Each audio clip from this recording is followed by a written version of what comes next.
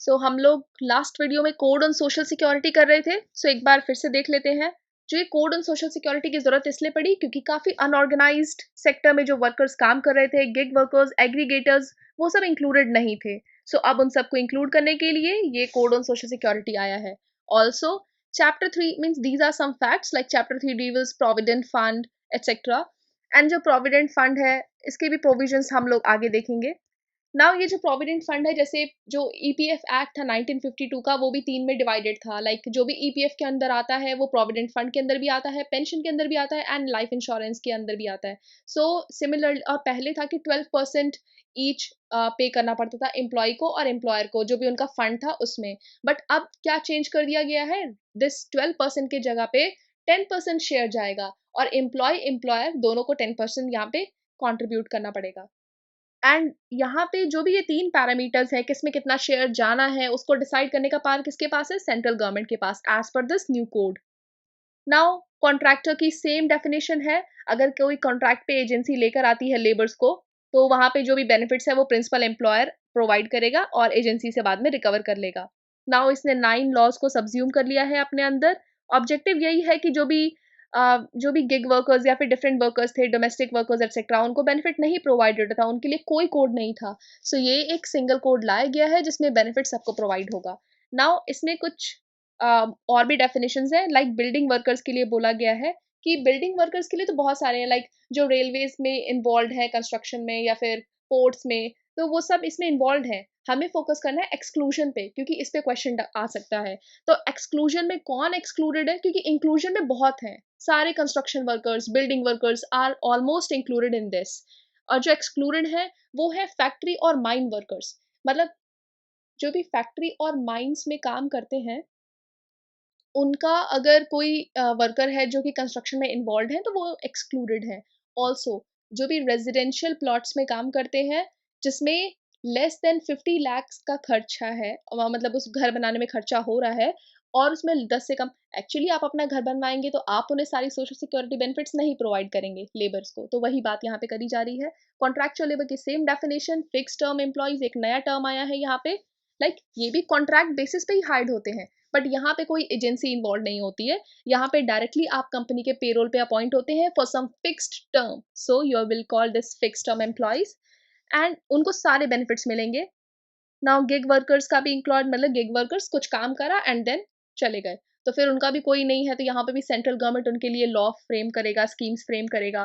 Platform workers को भी cover किया गया है, होम बेस्ड वर्कर्स को भी कवर किया गया है, एंड इंटरस्टेट माइग्रेंट वर्कर्स को भी कवर किया गया है। वेज वर्कर कौन होते हैं वो भी बताया गया है इसमें। Now aggregators, now registration is mandatory under this code, वो भी आधार कार्ड से। अब जो भी सेंट्रल गवर्नमेंट के अंदर है या फिर जो भी स्टैब्लिशमेंट है जो भी रजिस्टर्ड है ऑलरेडी सेंट्रल लॉ के अंदर, उनको दोबारा से रजिस्ट्रेशन करना जरूरी नहीं है।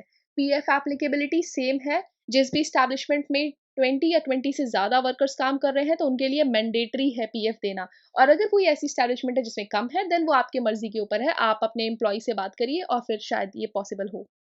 exemptions, cooperative societies are exempted, and जो भी establishment है जो कि some of the cooperative societies, okay, and जो भी establishment है under control of this central and the state government, वो भी exempted है।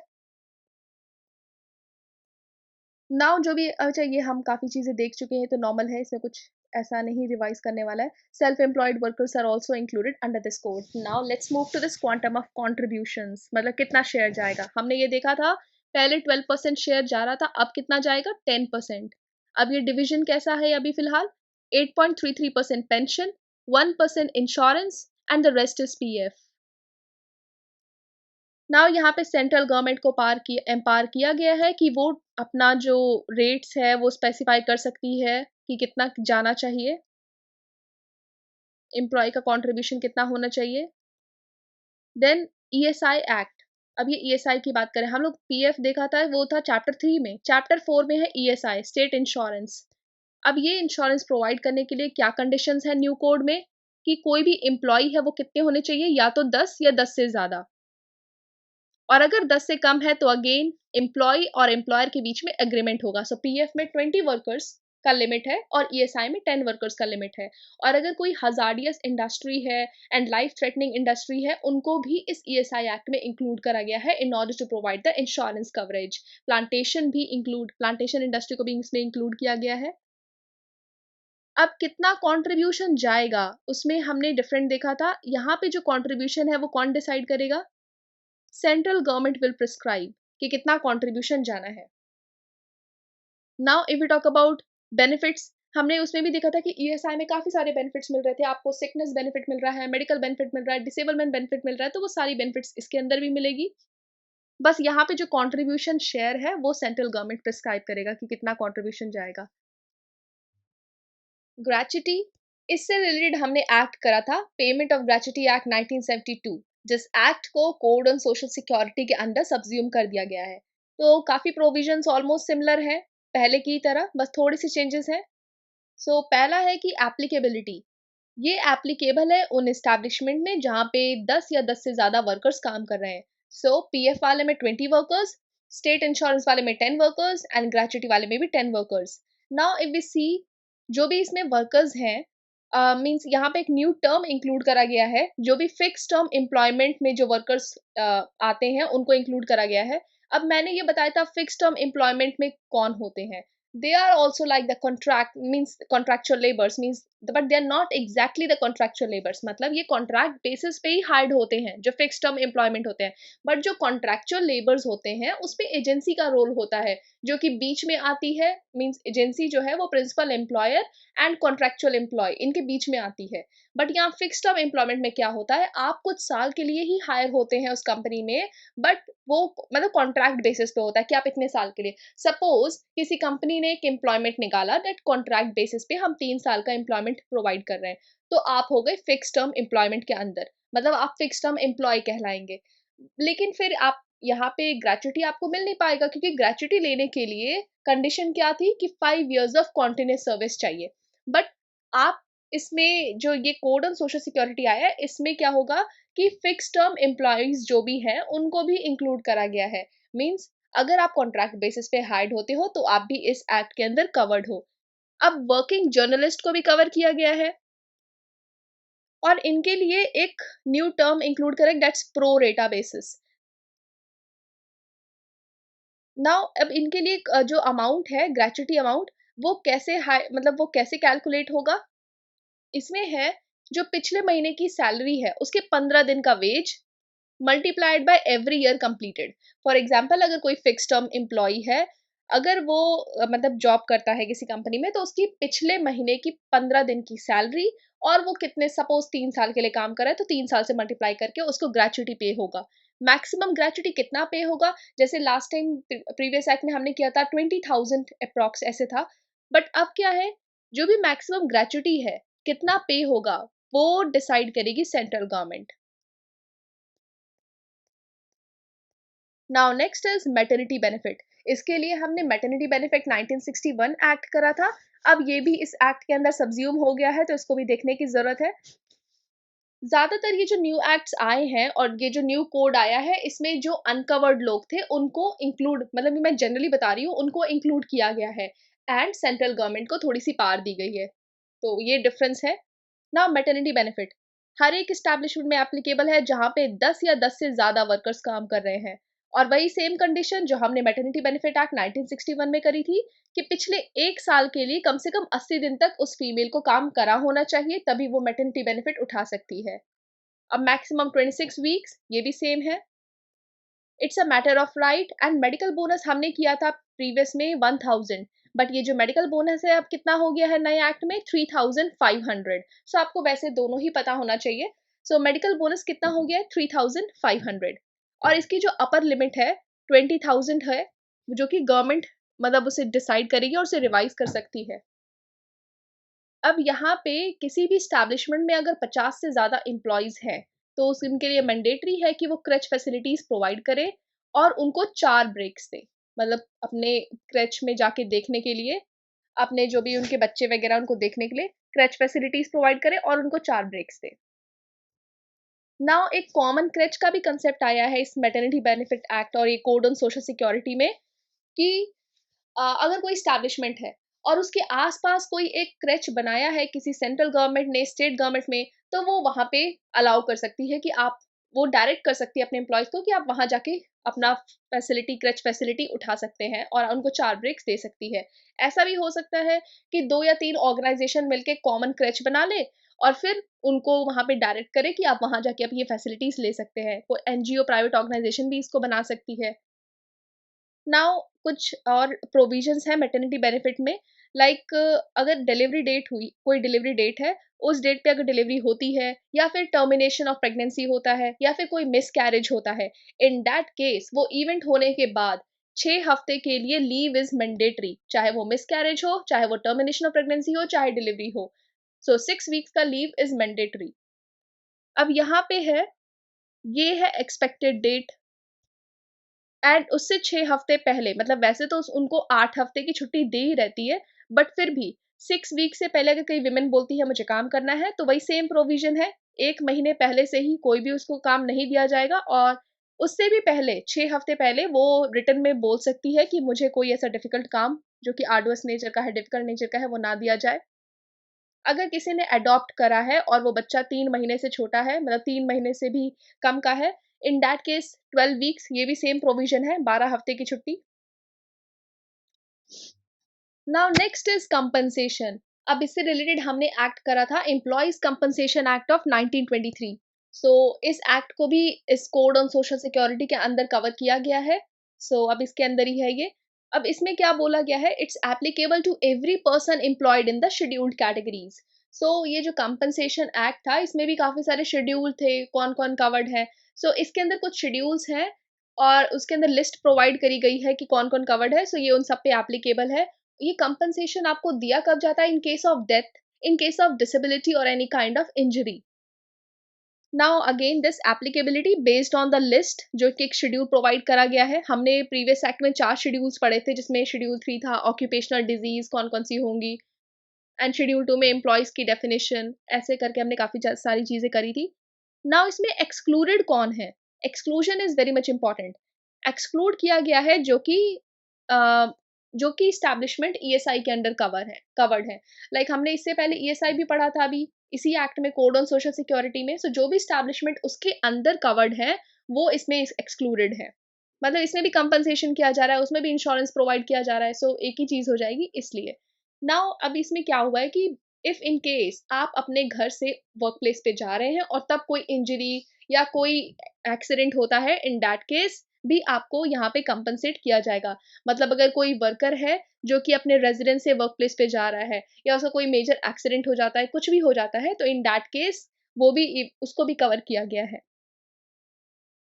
नोटिस जो है वो 7 दिन के अंदर देना पड़ेगा एम्प्लॉयर को कि ऐसा कोई केस हुआ है कि मतलब डेथ हुई है या फिर कोई सीरियस बॉडीली इंजरी हुई है। ये जो उसका टाइम पीरियड है वो है 7 डेज। एम्प्लॉयर के पास 7 दिन है, 7 दिन के अंदर एम्प्लॉयर को बताना पड़ेगा कि ऐसा कोई इवेंट हुआ है। नाउ कंपनसेशन अमाउंट कितना है, ये ऑलमोस्ट सिमिलर है। जैसे अगर किसी वर्कर की डेथ होती है तो उसका जो भी 50% जो भी वेज था, मतलब जितना भी वेज था उसका 50% multiplied by the relevant factor. हमने रेलिवेंट फैक्टर उस एक्ट में भी डिस्कस करा था। एंड रेलिवेंट फैक्टर बहुत सारे हैं, उस बेसिस पे ही ये आपको दिया जाएगा। Now then in case it is permanent disability, then 60% of the wage, and the relevant factor partial disability, then 60%, और based on the proportion of disability की कितनी डिसेबिलिटी हुई है। टेम्पररी डिसेबिलिटी में आपको हाफ मंथ की सैलरी मिलेगी, मतलब 15 दिन की, and 25% of the monthly wage, उसका 25% ही मिलेगा। नाउ फ्यूनरल एक्सपेंसेस, एक्चुअली पहले ये था 5000 और शायद मैंने प्रीवियस वीडियो में फ्यूनरल एक्सपेंसेस 15,000 बोला था, उसको करेक्ट कर लीजिएगा। ये जो पहले था 5000 और ये जो न्यू सोशल सिक्योरिटी कोड आया है इसमें इट इज 15,000। जो फ्यूनरल एक्सपेंसेस है वो कितना है, 15,000।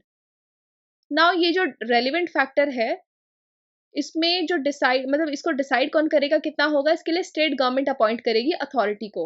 और एक्चुअली प्रीवियस एक्ट में हमने करा था कि रेलिवेंट फैक्टर के लिए कोई एप्रोप्रिएट अथॉरिटी जो कि एप्रोप्रिएट गवर्नमेंट अपॉइंट करेगी, बट यहाँ पे बोला गया है कि रेलिवेंट फैक्टर क्या होगा, कितना होगा, वो डिसाइड करेगी स्टेट गवर्नमेंट। इसके लिए एक अथॉरिटी को अपॉइंट करेगी एंड देन वो डिसाइड करेगी। नाउ कंपनसेशन कब मैंडेटरी नहीं है, it is similar to the previous compensation act of 1923। जैसे अगर आप सॉरी मतलब अगर कोई वर्कर अल्कोहलिक है या फिर वो ड्रिंक करके या फिर ड्रग्स लेके काम कर रहा है, तो फिर इन दैट केस एक्सीडेंट होने के चांसेस ज़्यादा हैं, तो उनको कंपनसेट नहीं किया जाएगा। देन अगर आपने किसी ऑर्डर को नहीं माना, एम्प्लॉयर ने अगर कोई ऑर्डर दिया है कि इसको ऐसे करना है, आपने नहीं माना और फिर एक्सीडेंट हो रहा है, तो आपको कंपनसेट नहीं किया जाएगा। और अगर आप सेफ्टी गियर्स को रिमूव करके काम कर रहे हैं, जो कि मतलब in case it's a kind of precautions जो आपको लेने चाहिए, अगर आप वो नहीं कर रहे हैं तो आपको कंपनसेट नहीं किया जाएगा। और अगर आपको कोई किसी तरीके की पार्शियल डिसेबिलिटी होती है कुछ दिनों के लिए लाइक 3 डेज, तो आपको उस केस में कंपनसेशन नहीं मिलेगा। नाउ यहाँ पे जो एप्रोप्रिएट गवर्नमेंट है, it can only make additions to the third schedule by the way of amendment, can't remove the occupational disease. Now हमें पता है कि जब हमने ये एक्ट करा था तो उसमें एक शेड्यूल 3 था, जिसमें list of occupational diseases for example silicosis वगैरह बताए गए थे। सो यहाँ पे इस एक्ट में बोला गया है कि जो भी गवर्नमेंट है वो क्या करेगी, इस शेड्यूल में अमेंड करके और डिजीजेस को ऐड कर सकती है। ऐसा नहीं है कि वो जो डिजीजेस एडेड है उसको रिमूव कर दे। Now next is this building and other construction workers. इनके लिए भी प्रोविजन है इस एक्ट में, this code on social security में। कौन से चैप्टर में लिस्टेड है? Chapter number 8। अब इसमें वही सेम थिंग, हम इसको कितनी बार कर चुके हैं, factory mines residential not covered. और अगर 18 साल से आप ऊपर के हैं तो आपको रजिस्टर करना मैंडेटरी है। जो भी बेनिफिट है वो कौन देगा यहाँ पे? सेंटर या कोई एप्रोप्रिएट अथॉरिटी, वो एक फंड क्रिएट करेगी। नाउ ये जो बिल्डिंग कंस्ट्रक्शन है उनके लिए एक फंड क्रिएट होगा। बेनिफिट तो सेंटर देगी या कोई एप्रोप्रिएट अथॉरिटी। तो इस फंड में मनी कहाँ से आएगा? सेस से आएगा। और मतलब ये जो भी एम्प्लॉयर है उसकी कंपनी का या उसकी स्टैब्लिशमेंट की 1 से 2% जो भी उसका एनुअल टर्नओवर है उसका 1 से 2% इस एज अ सेस जाएगा गवर्नमेंट के पास और इस फंड में जाएगा वो। अब टू मैनेज दिस फंड एक बोर्ड भी क्रिएट करा गया है, that is this BOCW board, which is this building and other construction workers board. Now unorganised and gig platform workers कौन से चैप्टर में कवर्ड है? ये chapter number 9। Now gig and platform workers, इनके लिए कौन स्कीम प्रोवाइड करेगा? क्योंकि इनका तो कोई एम्प्लॉयर ही नहीं होता है, तो इनको स्कीम प्रोवाइड करेगा सेंट्रल एंड स्टेट गवर्नमेंट। वो इनके लिए स्कीम बना सकता है, रिलेटेड टू दिस बना सकती है, like left life, health, maternity benefit, old age security, creche facilities, मतलब हर चीज के रिगार्डिंग यहाँ पे सेंट्रल और स्टेट गवर्नमेंट ही इनको बेनिफिट्स प्रोवाइड करेगी। Registration is again mandatory. अब इस एक्ट में एक gig and platform workers social security fund भी क्रिएट करा गया है। अब इसमें जो मनी है वो कहाँ से आएगा? मतलब ये जो प्लेटफॉर्म वर्कर्स हैं इनके लिए जो फंड बनाया गया है, मतलब इनको जो मनी जहाँ से प्रोवाइड होगा उसके कहाँ कहाँ से पैसा आ रहा है? एक तो सेंट्रल गवर्नमेंट डालेगी, स्टेट गवर्नमेंट भी डालेगी, एग्रीगेटर्स भी डालेंगे। एग्रीगेटर्स वो होते हैं जो मतलब जैसे ओला में है ना, तो ओला में आपको कार प्रोवाइड हो जाती है, आपको रिक्वायरमेंट है और बीच में एक एग्रीगेटर ओला या उबर काम कर रहे हैं, तो एग्रीगेटर यहाँ पे 5% शेयर डालेंगे, बाकी सेंट्रल एंड स्टेट गवर्नमेंट 95%। तो उससे ये फंड क्रिएट होगा और उससे आपको उससे जो भी गिग एंड प्लेटफॉर्म वर्कर्स हैं उनको सोशल सिक्योरिटी बेनिफिट्स प्रोवाइड होगा। नाउ एक नेशनल सोशल सिक्योरिटी बोर्ड भी क्रिएट होगा and it will work for the welfare of this gig and platform workers. मतलब उनके लिए कोई है नहीं, तो उनके लिए एक नेशनल सोशल सिक्योरिटी बोर्ड भी क्रिएट होगा। जो भी स्कीम्स हैं, स्टेट अगर स्कीम बनाती है तो सारा का सारा फंड करेगी स्टेट गवर्नमेंट, एंड CSR से भी कुछ फंडिंग आएगा। एंड जो भी एनरोलमेंट जो भी बेनिफिशियरी है वो एनरोलमेंट के टाइम पे कुछ अमाउंट डालते हैं तो वो भी अमाउंट जाएगा। मतलब मिलेगा तो ये उनके लिए ही, बेनिफिशरीज के लिए है, मतलब इन वर्कर्स के लिए ही है। नाउ अनऑर्गेनाइज्ड वर्कर्स, इनके लिए भी मैंडेटरी है रजिस्टर करना, एंड ये भी मैंडेटरी है कि यहाँ पे सेंट्रल गवर्नमेंट इनके लिए स्कीम बनाएगी। अब अनऑर्गेनाइज सेक्टर के लिए भी जो फंड है मीन्स उस फंड से ही इनको सोशल सिक्योरिटी बेनिफिट्स मिलेंगे। तो इस फंड में कौन कौन पैसा डालेगा? सेंटर डालेगी, स्टेट बेनिफिशियरी वाइल इनरोलिंग और रजिस्टरिंग, मतलब बेनिफिशियरी वही है, अनऑर्गेनाइज वर्कर्स ही है, थोड़ा टोकन अमाउंट, ज्यादा नहीं। एम्प्लॉयर का भी कंट्रीब्यूशन रहेगा, CSR का भी कंट्रीब्यूशन रहेगा। सो इन 5 जगह से इस फंड में पैसा जाएगा और ये बाद में सारे जो जो भी फंड है उससे इन वर्कर्स को बेनिफिट्स प्रोवाइड होंगे। नाउ नेक्स्ट जो स्कीम है वो बनाएगी स्टेट। मतलब अनऑर्गेनाइज सेक्टर के लिए। और वो किस किस चीज़ों का ध्यान रखेगी? पीएफ का, उनके हाउसिंग का, एजुकेशन का, फ्यूनरल का, हर चीज़ का। अनऑर्गेनाइज सेक्टर की बात कर रहे हैं हम लोग। लेकिन जो फंडिंग होगा स्कीम के लिए वो कौन देगा? एक तो स्टेट गवर्नमेंट डाल रही है, एक वो जो बेनिफिशियरी है वो, और एक सीएसआर। सो 3 जगह से इसके लिए फंडिंग जाएगा स्कीम्स के लिए। नाउ एक और इसमें प्रोविजन है regarding this employment information and monitoring, जो हमने स्टार्टिंग में एम्प्लॉयमेंट एक्सचेंज की बात करी थी। नाउ यहाँ पे जो एप्रोप्रिएट गवर्नमेंट है may require employers to report the vacancies to the career centre. मतलब एक करियर सेंटर बनाया जाएगा और जो भी एम्प्लॉयर्स हैं वो जाके रिपोर्ट कर सकते हैं कि हमारी जो ऑर्गेनाइजेशन है उसमें इतनी वैकेंसी आई है। अब ये ज़रूरी नहीं है कि अगर एम्प्लॉयर ने ऐसा करियर सेंटर में रिपोर्ट करा तो वो जो भी एम्प्लॉय है वो उस करियर सेंटर से ही लेगा, बट वो उसको रिपोर्ट करना मैंडेटरी है। It is similar to the current employment exchanges. However जो सोशल सिक्योरिटी कोड है वो कोई वही सेम चीज, कोई ड्यूटी कोई ऑब्लिगेशन नहीं डालता है एम्प्लॉयर के ऊपर to recruit the person from that career centre only. Exceptions क्या है इसमें?